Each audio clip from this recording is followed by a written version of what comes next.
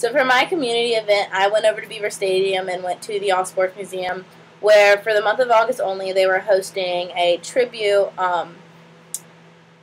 tribute section to the London Olympics of 2012, the 1948 Olympics, and the 1908 Olympics.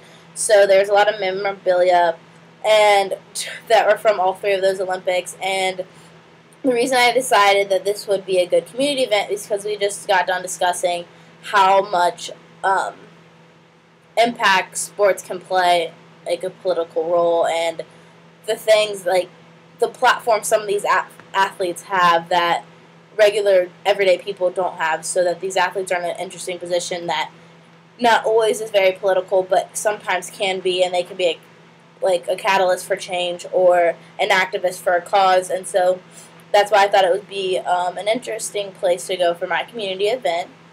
And actually, while I was there, it was actually pretty cool. I ran into Mary Ellen Clark, who was an Olympian who graduated from Penn State, and she competed in the 92 and 96 Olympics.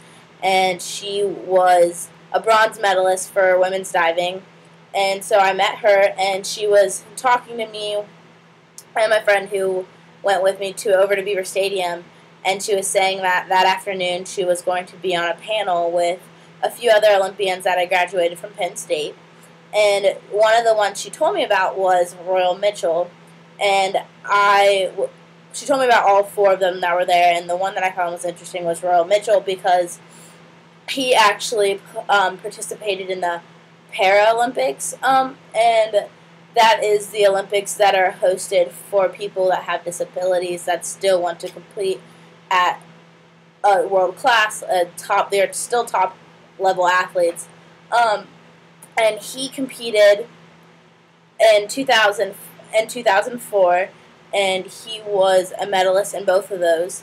And why I thought this was interesting, and how I thought this played a role, and how this could be a political or even a media standpoint, is that he was a graduate of Penn State, and he was visually impaired.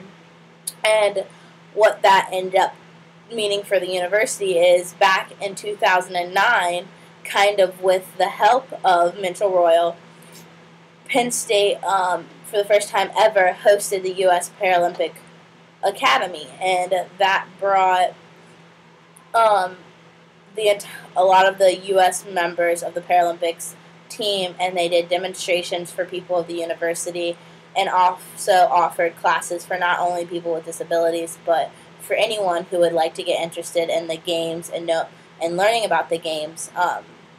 It gave them that opportunity. So I thought that was neat how an athlete transferred some kind of influence over to the university. And I think that's kind of deals with what we were talking about last week, is that these athletes are sometimes put in positions that regular people wouldn't have, which can sometimes bring about change for the better.